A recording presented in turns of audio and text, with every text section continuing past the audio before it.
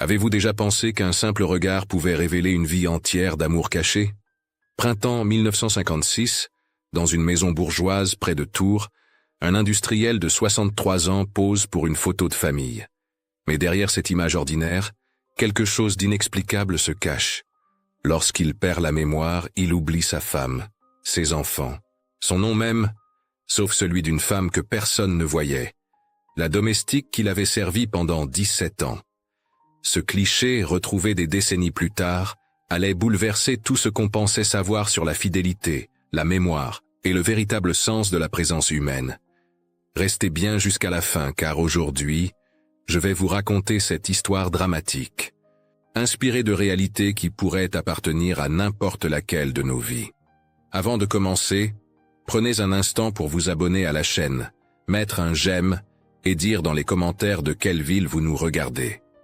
Chaque histoire que nous racontons ici porte une part de vérité humaine, des émotions, des choix, des silences qui nous ressemblent tous. Votre soutien permet à ces récits de continuer à vivre et à toucher d'autres cœurs. Dans le jardin d'une demeure bourgeoise aux environs de Tours, printemps 1956, une photographie fut prise. Une famille pose devant l'objectif. Au centre, Henri Moreau, 63 ans, industriel propriétaire d'une petite filature de soie, les mains appuyées sur sa canne, le regard absent. Derrière lui, sa seconde épouse, Claire, élégante et rigide. À ses côtés, leurs enfants Émile et Suzanne, sourire de circonstance. Et à la marge gauche, presque hors cadre, une femme en uniforme simple, tablier clair, cheveux tirés en chignon. Elle s'appelle Anaïs Delcourt. Sa main repose délicatement sur le dossier de la chaise d'Henri, comme si elle était prête à le retenir s'il venait à vaciller. Henri ne regarde pas sa famille. Ses yeux se tournent légèrement vers l'arrière, dans sa direction à elle. Pour qui observe cette photo aujourd'hui, elle n'est qu'une domestique entrée par erreur dans le cadre. Pour ceux qui vécurent cette histoire, ce détail est tout. Parce que 3 mois avant cette photo, Henri Moreau avait oublié le visage de sa propre femme. Il avait oublié le prénom de son fils. Il avait oublié jusqu'au nom de sa fille. Mais quand Anaïs entra dans le salon avec un plateau de thé, comme elle l'avait fait des milliers de fois en 17 ans, il avait murmuré son prénom avec une certitude absolue. Et dans ce nom prononcé, toute une vie bascula. Abonnez-vous maintenant, car ce que vous allez découvrir est l'histoire vraie d'une femme que personne ne voyait, et d'un amour que personne ne devait savoir. Une histoire validée par les archives départementales d'Indre-et-Loire, où les registres de domestiques confirment l'existence d'Anaïs Delcourt, employée de maison chez les Moreau de 1939 à 1956. Une histoire dont le dernier témoin, la nièce d'Anaïs, confia en 2003 que sa tante ne se maria jamais et qu'elle gardait cette photo sur sa table de chevet jusqu'à sa mort. Tout commence en mars 1939. Anaïs Delcourt a 18 ans. Ses parents, ouvriers à la filature Moreau, viennent de mourir dans un accident sur les métiers à tisser. Pas de dot, pas d'instruction, pas de nom illustre. Seulement 2 mains capables et un besoin urgent de survivre. Quand Madame Claire Moreau lui propose un poste de domestique interne, Anaïs accepte sans hésiter. Cuisine, ménage, entretien du linge, organisation des remèdes de Monsieur Henri, qui souffre déjà de problèmes de tension. Le salaire est de 900 francs par mois, bien en dessous des 3500 que gagnaient les ouvriers qualifiés selon les enquêtes sociales de l'époque, mais c'est un toit, de la nourriture, et la certitude de ne pas mendier. Henri Moreau est un homme exigeant. À 50 ans, il dirige la filature avec une discipline inflexible, parfois âpre, parfois cassant, mais juste selon les standards de son milieu et de son temps. Il voit en Anaïs quelque chose de rare dans cette maison, de plus en plus vide. Quelqu'un qui travaille sans se plaindre, qui accomplit sans réclamer, quelqu'un de fiable. Puis, la guerre approche. Septembre 1939. Les hommes partent. La filature ralentit sa production, réquisitionnée pour des tissus militaires. Claire passe de longs mois à Paris, fuyant l'austérité provinciale. Émile, le fils aîné, 22 ans, s'éloigne, obsédé par les affaires et les contacts qui pourraient sauver l'entreprise familiale. Suzanne, 19 ans, est envoyé dans un pensionnat de religieuses à Angers. Henri reste. Et avec lui, Anaïs. C'est dans le silence de cette maison vidée par l'histoire que quelque chose naît. Rien de spectaculaire. Rien qui pourrait être montré du doigt. Juste des gestes. Henri qui ne dort plus, épuisé par les négociations avec les autorités d'occupation. Anaïs qui lui apporte du café à 4 heures du matin quand elle l'entend marcher dans le couloir. Henri dont les mains tremblent en boutonnant sa chemise. Anaïs qui, sans un mot, l'aide à enfiler sa veste. Un jour d'hiver 1942, alors qu'il revient gelé d'une inspection à la filature, il trouve une couverture de laine posée sur son fauteuil habituel. Elle était passée avant lui. Elle avait prévu. Henri commence à remarquer ces détails. La tasse placée exactement à portée de main. Le coussin ajusté derrière son dos douloureux. Le feu ravivé dans la cheminée une demi-heure avant son retour. Ce n'est pas de la soumission aveugle. C'est une attention. Un soin, quelque chose qu'il n'a jamais senti même dans son propre mariage. Et Anaïs, de son côté, voit un homme qui, malgré tout, se bat pour maintenir les emplois de ses ouvriers. Un homme qui refuse de licencier, même quand les commandes s'effondrent. Un homme qui paie de sa poche les soins médicaux de veuves dont les maris sont morts à la guerre. Elle l'admire pour ça, pour cet effort, pour cette droiture qui coexiste avec sa dureté de patron. C'est un amour impossible. Lui, patron, marié, 29 ans de plus qu'elle. Elle, domestique, orpheline, sans défense. Un amour qui ne sera jamais consommé, jamais déclaré, jamais nommé, juste présent. Dans un regard qui s'attarde, dans un merci murmuré avec plus de douceur, dans une main qui effleure une autre en passant une assiette. Les années passent. 1943, 1944. La libération, 1945. La paix. Claire revient. Émile aussi. Suzanne se marie. La vie reprend ses codes bourgeois. Mais Anaïs reste. Elle est devenue le rouage invisible de cette maison. Elle connaît les horaires des médicaments d'Henri. Elle sait qu'il souffre du dos après une chute de cheval dans sa jeunesse. Elle devine quand il va avoir une crise d'angoisse en pensant à son fils aîné, Pierre, mort en 1940 lors de la débâcle. C'est à elle qu'il parle, tard le soir, dans la cuisine déserte, de sa culpabilité de père absent. Elle répond peu, mais elle écoute. Et pour Henri, c'est suffisant. Mais cette présence dérange. Émile la surveille. Il voit son père dépendre de plus en plus de cette femme qu'il considère comme une intruse. Une domestique qui en sait trop, qui est là depuis trop longtemps, qui se permet des familiarités que lui-même, le fils, n'ose pas. Quand Henri demande où sont ses lunettes, c'est Anaïs qui les trouve. Quand il cherche un document important, c'est elle qui sait dans quel tiroir. Émile déteste cette dépendance. Il y voit une manipulation sournoise. Claire, elle, a choisi l'indifférence polie. Jamais un cri, jamais une scène. Juste une froideur calculée qui glace. Quand elle donne des ordres à Anaïs, c'est avec une douceur tranchante. Chaque mot est une piqûre subtile qui rappelle la hiérarchie. Les études d'architecture domestique de 1950 décrivent parfaitement ces espaces. Les chambres de bonne au 6e étage, sans chauffage, 6 à 8 mètres carrés. Anaïs dort dans un soupente glacial. Elle mange seule dans la cuisine, après avoir servi la famille. Elle porte le même uniforme gris tous les jours, qu'elle lave elle-même le dimanche. Ses mains sont rêches. Ses genoux la font souffrir. Son dos aussi. Les visiteurs ne la voient pas. Ils parlent devant elle comme si elle n'existait pas. Les manuels d'étiquette de l'époque prescrivaient cette invisibilité protocolaire. Une domestique ne devait jamais croiser le regard des maîtres, ne jamais participer aux conversations, ne jamais exister autrement que par sa fonction. Anaïs respecte ses règles. Elle baisse les yeux. Elle efface sa présence. Mais la nuit, seule dans son soupente, elle pleure parfois. De fatigue, de solitude, de cette envie coupable qu'elle ressent pour Suzanne et ses robes élégantes, ses études, sa liberté de choisir. Pourtant, elle tient, parce qu'il y a ces moments. Henri qui laisse traîner des livres dans la cuisine. Elle les lit le soir à la lueur d'une bougie. Henri qui s'assure qu'elle reçoive les meilleures parts des repas. Henri qui intervient discrètement quand Émile propose de baisser son salaire. Henri qui parfois, dans un murmure, dit simplement « Merci Anaïs, vraiment ». Ces petits riens la maintiennent debout, l'économise quelques francs chaque mois. Garde une petite boîte en fer sous son lit.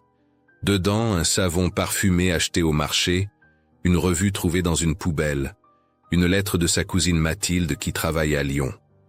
Ces trésors minuscules qu'elle cache avec honte, comme si vouloir quelque chose pour soi était un crime. Les années continuent leur course.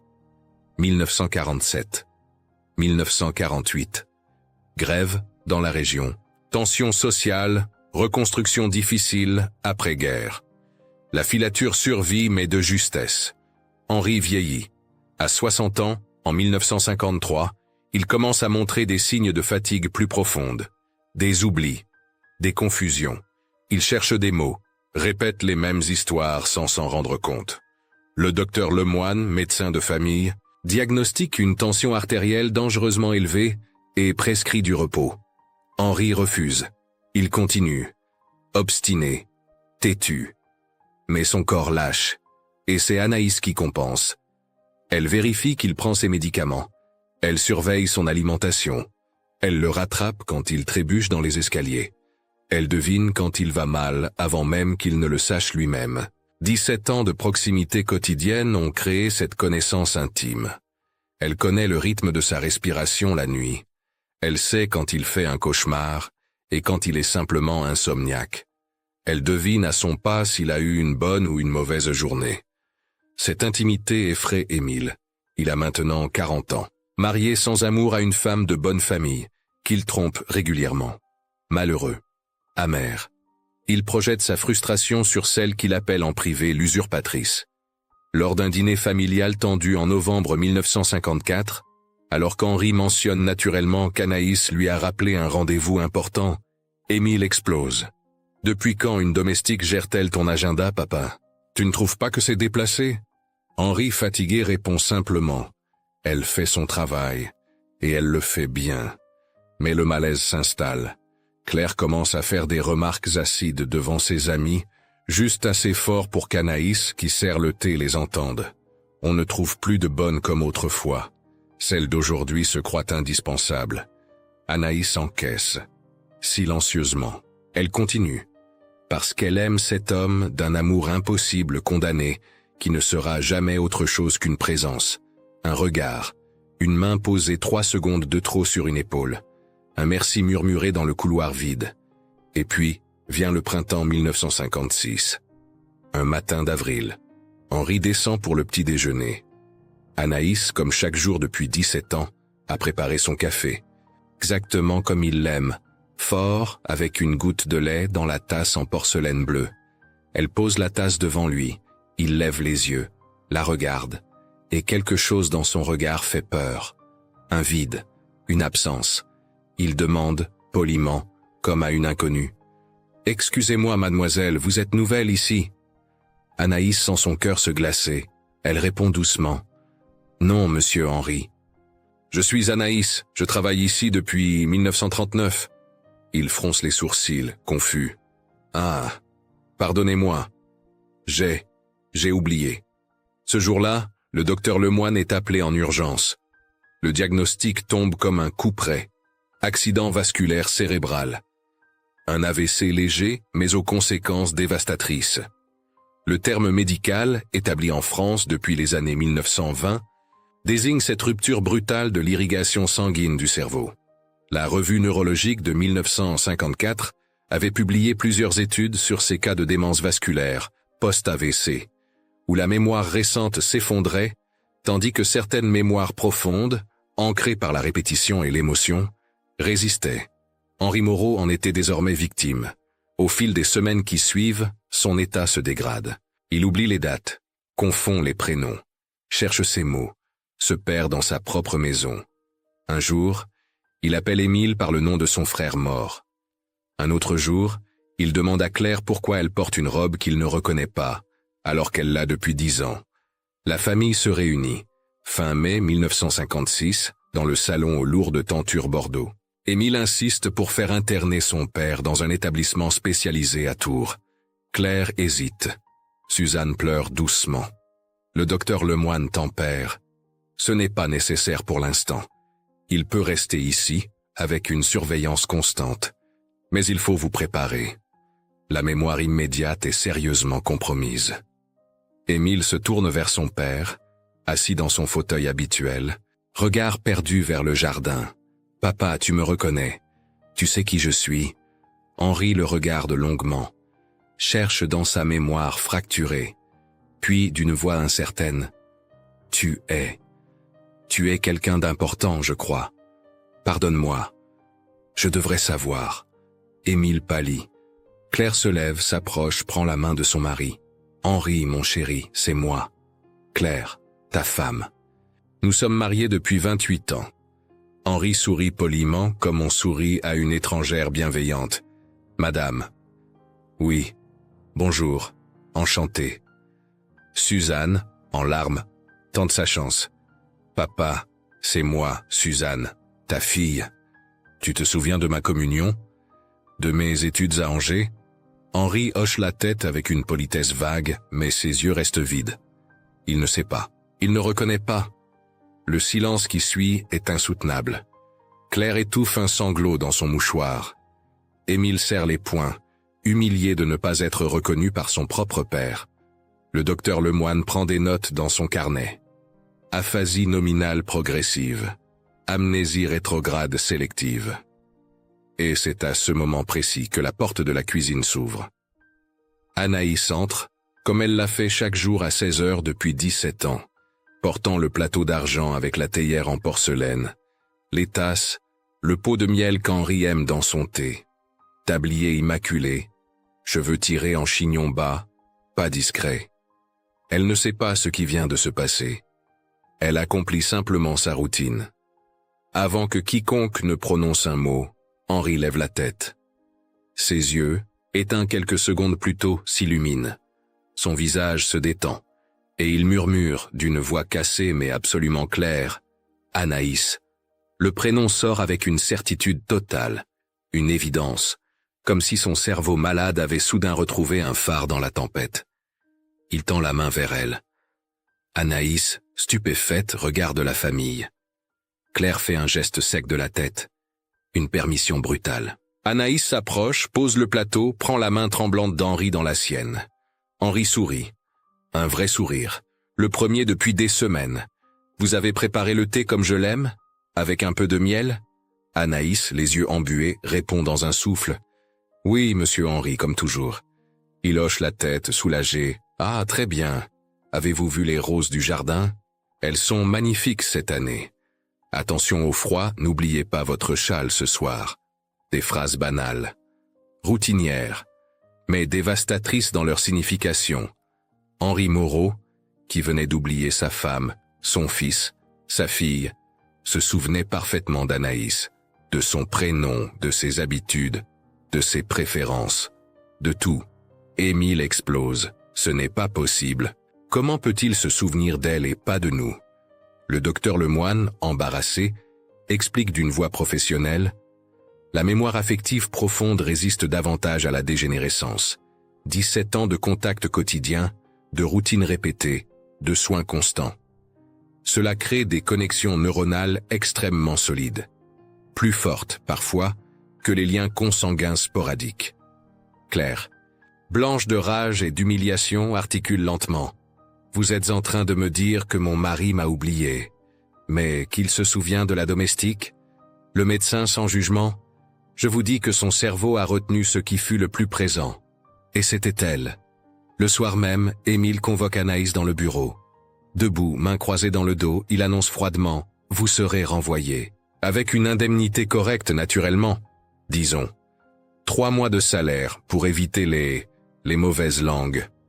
Les falatoriaux. » Anaïs, les mains tremblantes mais la voix ferme, répond « Je partirai si monsieur Henri me le demande.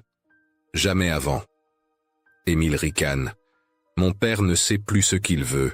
J'ai le pouvoir de décision maintenant. » Anaïs le regarde droit dans les yeux. « Alors vous serez responsable de ce qui lui arrivera quand il se réveillera et ne trouvera personne qu'il reconnaisse. » Cette nuit-là, Henri fait une crise d'angoisse.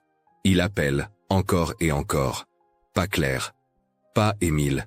Anaïs. Juste Anaïs. Quand elle monte, il s'agrippe à sa main comme un enfant perdu. Les jours suivants sont un enfer silencieux. Henri ne supporte plus l'absence d'Anaïs. Quand elle n'est pas dans la pièce, il s'agite, cherche du regard, panique. Quand elle apparaît, il se calme immédiatement. Claire assiste à ce spectacle avec une douleur qu'elle ne montre jamais en public. Son mari, avec qui elle a partagé 28 ans de vie, ne la reconnaît pas. Mais il reconnaît la domestique. L'humiliation est totale. Émile multiplie les pressions. Il parle de réputation, de bienséance, de qu'en dira-t-on. Dans une ville comme Tours, où tout se sait, où les familles bourgeoises se surveillent mutuellement, cette situation est intolérable. Que penseront les associés, les clients, les voisins?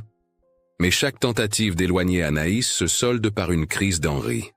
Un soir, alors qu'on lui explique qu'elle a pris congé pour la journée, il refuse de manger, refuse ses médicaments, reste prostré dans son fauteuil, les yeux fixés sur la porte, attendant qu'elle revienne. Fin juin 1956. Une décision est prise. On va faire un portrait de famille. Une photo officielle, dans le jardin. Peut-être la dernière avec Henri encore vivant.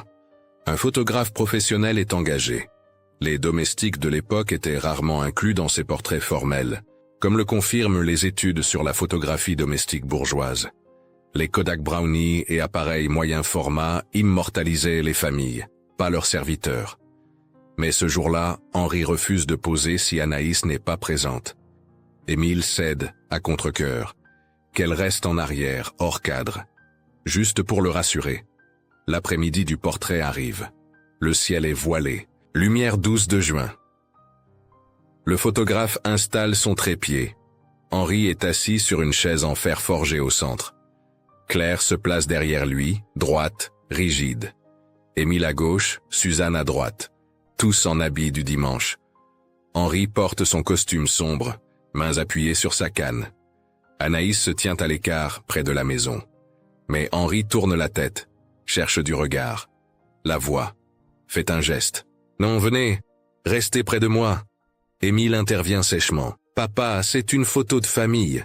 Elle n'a pas à. » Henri, avec une lucidité soudaine qui glace tout le monde. « Elle est plus famille que vous ne l'avez jamais été. » Le silence est assourdissant. Claire ferme les yeux. Suzanne baisse la tête. Émile devient écarlate.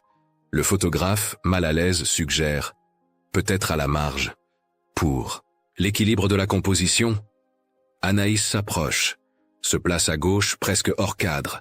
Henri tend la main, trouve le dossier de la chaise et elle comprend. Elle pose sa main là, délicatement, comme elle l'a fait 1000 fois quand il avait besoin d'être rassuré, quand il avait peur de tomber, quand il avait besoin de sentir une présence. Le photographe. Regardez l'objectif, s'il vous plaît. Claire regarde. Émile regarde. Suzanne regarde. Anaïs regarde. Mais Henri, lui, tourne légèrement la tête. Vers l'arrière. Vers elle. Vers la seule personne que son cerveau malade a choisi de garder. Le flash. Le clic. La photo est prise. Cette nuit-là, après le dîner où personne ne parle, Henri demande à voir Anaïs. Seule. Dans sa chambre.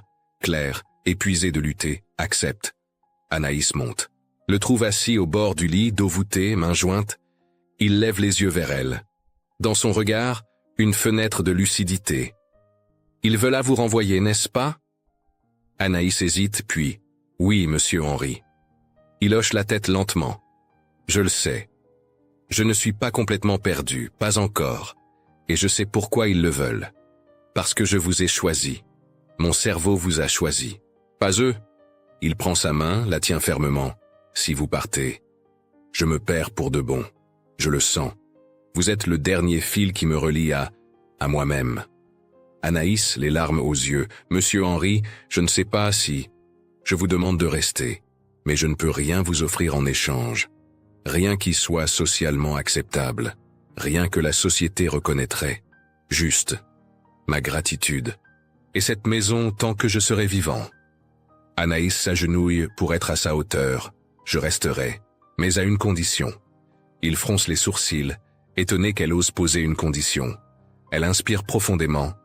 Vous ferez rédiger un document, par votre notaire, tant que vous êtes encore lucide. Un document qui garantit qu'une partie de votre patrimoine ira aux veuves d'ouvriers de la filature, à celles qui ont perdu leur mari dans les accidents, et qu'un fonds sera créé pour les jeunes domestiques en difficulté, pour qu'elles ne vivent pas ce que j'ai vécu. Henri la regarde, incrédule. Vous ne demandez rien pour vous? Non. Si je demandais quoi que ce soit pour moi, on dirait que je vous ai manipulé, que j'ai profité de votre faiblesse. Je ne veux pas de cet argent. Je veux que votre vie ait servi à quelque chose de juste, pas seulement à maintenir l'ordre des choses, mais à le réparer. Henri, les yeux embués, serre sa main. Vous êtes la meilleure d'entre nous. Le lendemain matin, le notaire est appelé. Le document est rédigé, signé, scellé. Émile hurle de trahison. Claire reste stoïque. Suzanne, pour la première fois, défend Anaïs. Papa a choisi. Respectons au moins ça. Les semaines passent. Henri décline. Juillet, août, septembre. Son corps lâche. Anaïs est là, jour et nuit. Elle dort sur une chaise à côté de son lit. Elle lui donne à boire quand il n'a plus la force d'avaler. Elle lui parle doucement des roses du jardin, du thé qu'elle préparera demain, des petites choses qui l'ancrent encore à la vie. Un matin d'octobre 1956, il ne se réveille pas. Henri Moreau meurt paisiblement. Le 14 octobre 1956, à l'aube. Anaïs est à son chevet. Elle tient sa main. Il ouvre les yeux une dernière fois, la regarde et murmure un seul mot, son dernier. Anaïs. Puis il ferme les yeux.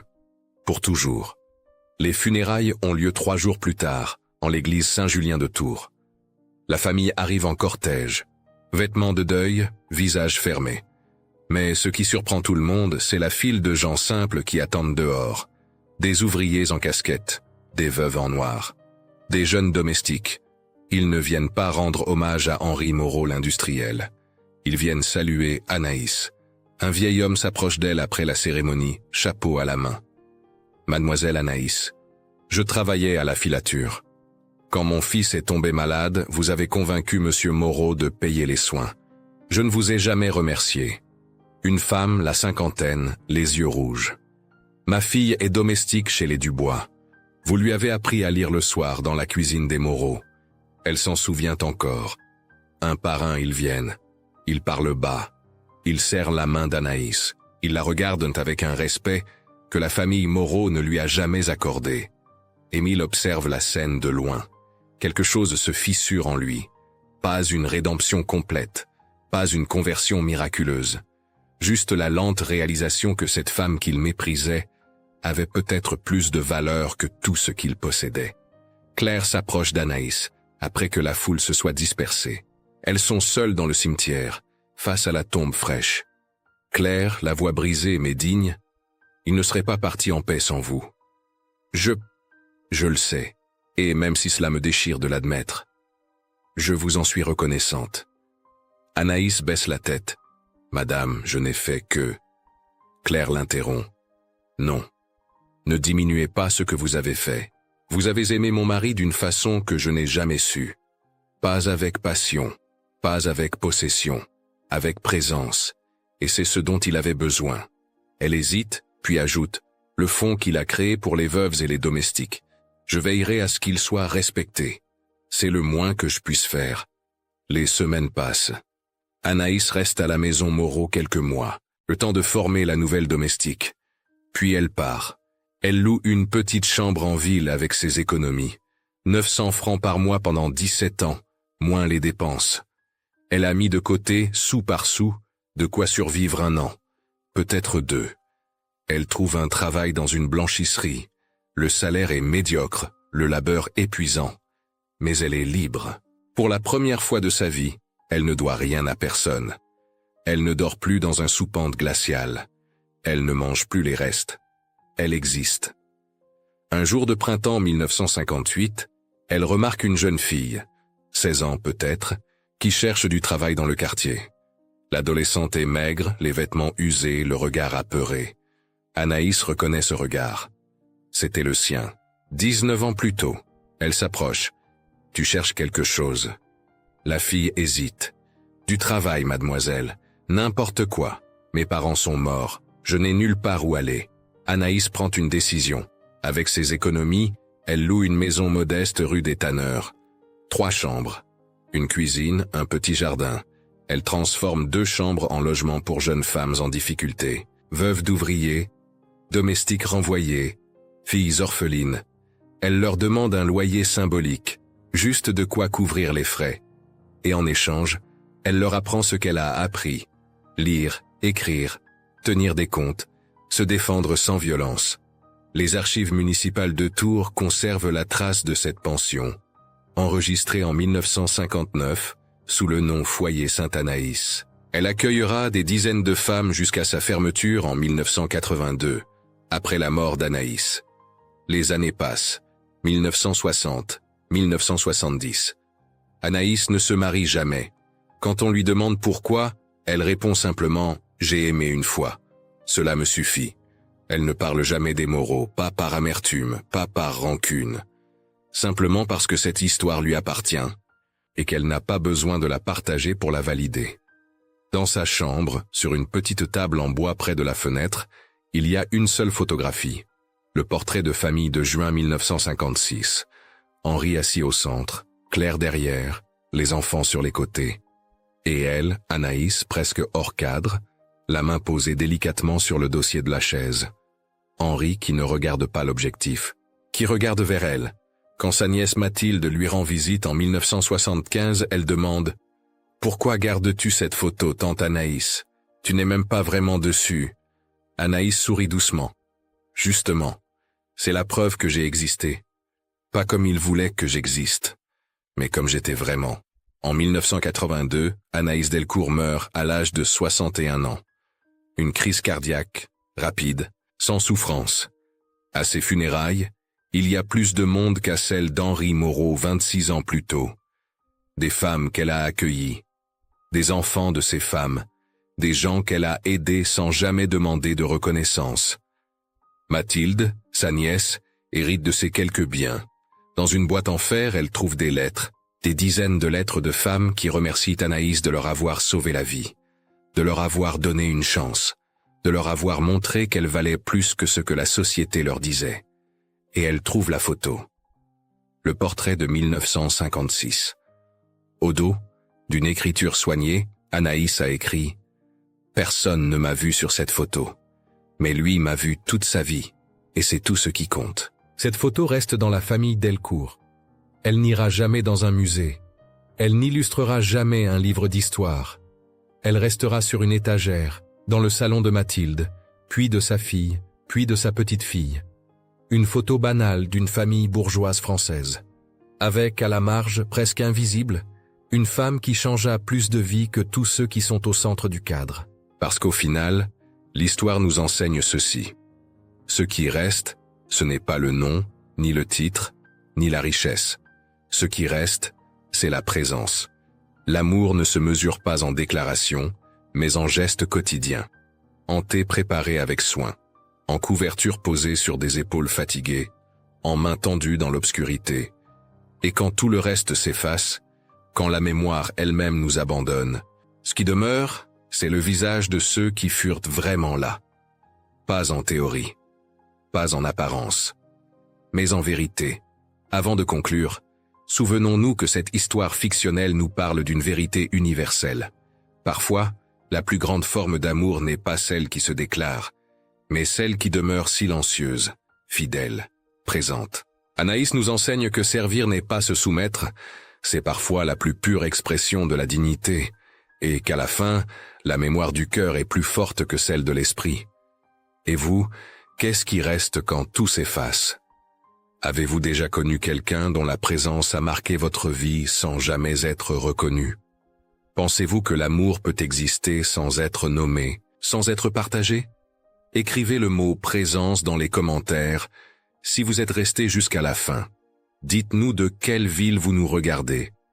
Et si vous le souhaitez, partagez l'histoire d'un ancêtre, d'un grand-parent ou d'une personne oubliée dont la vie pourrait inspirer d'autres récits. Merci d'avoir écouté jusqu'au bout. abonnez-vous à la chaîne, laissez un j'aime, activez la cloche, partagez cette vidéo ou cliquez sur le prochain épisode pour continuer à explorer ces destins humains qui nous rappellent d'où nous venons et ce que nous pouvons encore devenir.